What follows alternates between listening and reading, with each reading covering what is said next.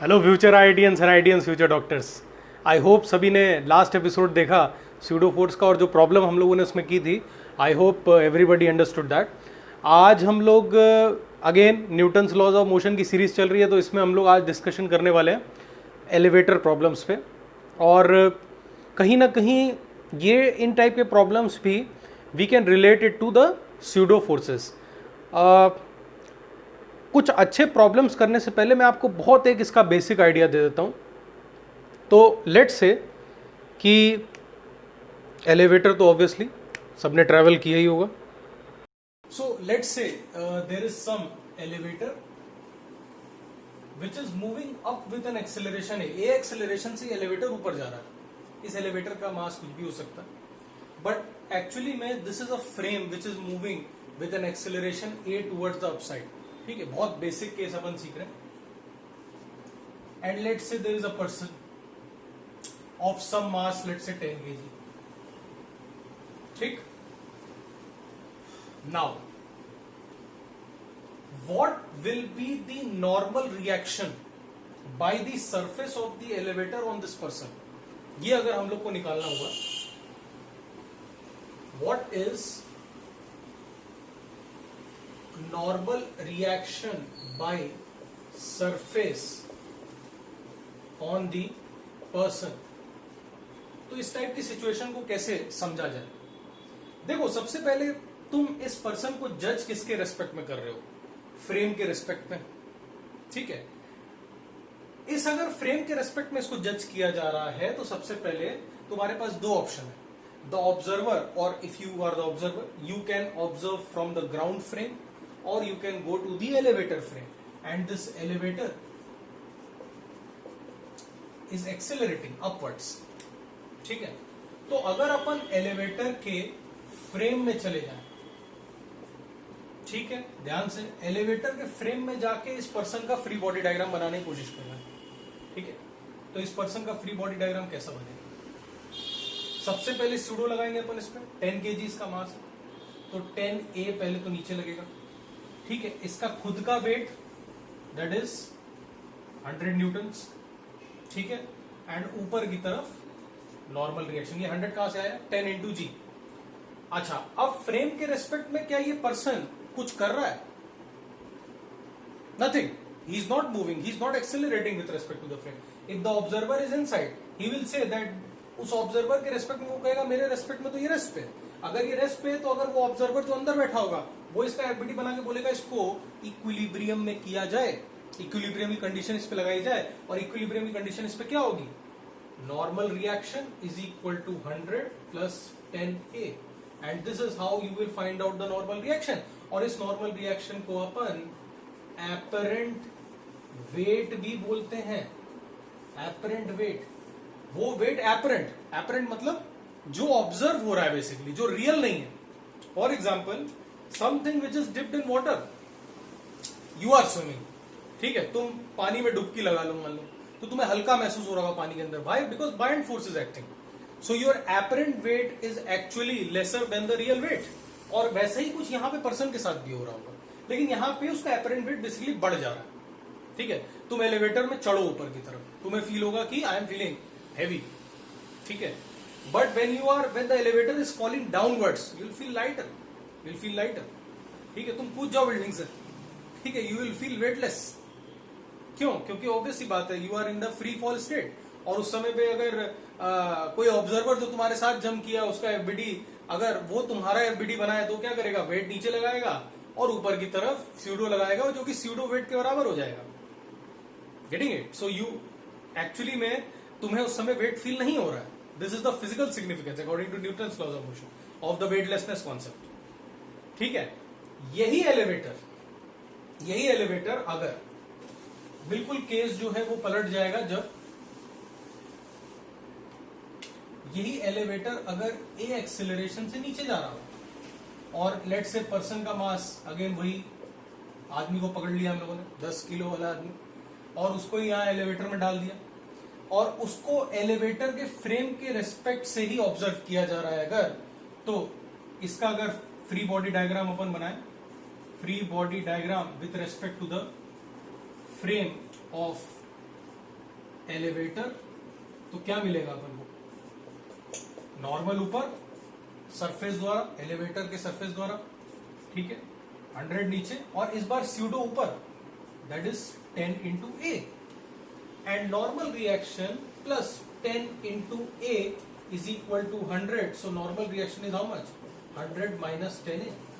And in this case, the apparent weight of the person is lesser than his real weight. I hope you got the point. So apparent weight की condition हम लोग को normal reaction से देखनी होती है. Actually में हम लोग जो अपना खुद का वेट फील कर रहे होते हैं, जो हम लोग खुद फील कर रहे हैं, वो एक्चुअली में नॉर्मल रिएक्शन ही है. ठीक है, तुम सोचो तुम जंप कर जाओ सरफेस से जंप कर जाओ तो तुम कांटेक्ट में ही नहीं हो सरफेस से, और कांटेक्ट में ही नहीं हो तो तुम्हें वेटलेसनेस फील होगा. वेटलेसनेस क्यों फील हो रहा है? क्योंकि तुम्हें कोई ऐसा फोर्स ही नहीं है जो तुम्हारा वेट फील करवा पा रहा है. Why? Because you are not in a contact with the surface. Getting it? This is the theory basically. तो खैर हम लोग न्यूमेरिकली जो चीजें यूज करते हैं वो कुछ ऐसी यूज करते हैं, pseudo force opposite to the direction of the frame, ठीक है, लगा के, और इक्विलिब्रियम स्टैब्लिश करते हैं. अगर इक्विलिब्रियम है तो, अगर तुम्हारा ऑब्जर्वर फ्रेम में बैठा है तो, ठीक है, you need to analyse the conditions. All right, तो और कुछ प्रॉब्लम करते हैं फिर इस पे. ओके, तो अब कुछ ऐसी कंडीशन देखते हैं कि let's say there is this elevator और let's say it is coming down with an acceleration let's say 5 meter per second square. ठीक है, एलिवेटर का मास इज सपोज 100 kg. ठीक, एक एलिवेटर के अंदर ही एक फिक्स्ड वेज बना हुआ है. Fixed wedge, fixed in fact smooth also, fixed smooth wedge, clear. और किसी मास को, let's say the mass is 2 kg, it is released from rest. The angle of the wedge with the horizontal direction is let's say 30 degrees.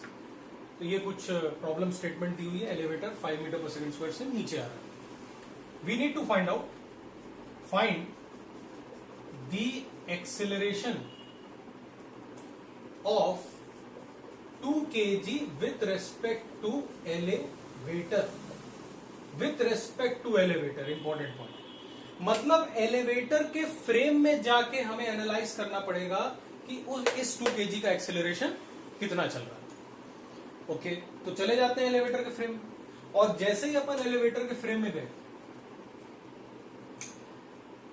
Whenever once you go to the elevator frame of reference, तो सबसे पहले इसके ऊपर तो pseudo तुम्हें लगाना पड़ेगा. किस डायरेक्शन में? ऊपर की तरफ, that is MA how much? 2 into 5, that is 10 Newton. ये लगाया अपन ने स्यूडो डायरेक्टली ऊपर. वेट जो इसका ऐड कर रहा है वो 20 kg ऐड कर रहा है. अभी सारे फोर्सेस मैंने नहीं बनाए, नॉर्मल रिएक्शन भी इस पे एग्जर्ट हो रहा होगा इस ब्लॉक पे, जो कि ये वेज कर रहा होगा इस डायरेक्शन में. आप क्या कर सकते हैं? This is sorry not 20 kg, it's 20 Newton. तो नेट इसके पास नीचे की डायरेक्शन में कितना बचा?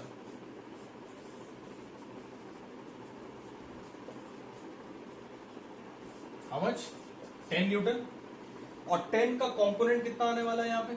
Along the incline, along the ways, 10 sin 30 degrees, that is 5 Newton. और इसी डायरेक्शन में ये एक्सेलरेट करेगा. ठीक है, अगर सवाल में कुछ गिवन नहीं है, इसका मतलब ये है ना कि ये कांटेक्ट में चल रहा है वेज के साथ. ठीक है, ये जंप नहीं कर रहा है, this is completely in contact. तो 5 न्यूटन अगर नेट फोर्स आया along the direction of the wedge, acceleration will be 5/2, that is 2.5 metre per second square. तो ये प्रॉब्लम, इस टाइप के प्रॉब्लम पूछे जा सकते हैं. एलिवेटर और उसमें वेज भी इंट्रोड्यूस कर दिया, साथ में ब्लॉक है. और ध्यान रहे, अब कुछ लोगों को लग रहा होगा इसमें एलिवेटर के मास का कोई यूज नहीं आया, तो आईआईटी जेई में, नीट में ऐसा कंफ्यूजन क्रिएट किया जा सकता है कि तुम्हें फ्रेम का मास दे दिया जाए, और जैसे ही तुम्हें फ्रेम का मास दिया तुम्हें लगने लगा कि यार इसका क्यों नहीं यूज आ रहा है इस सवाल में. तो इसका कोई यूज नहीं है यहाँ पे.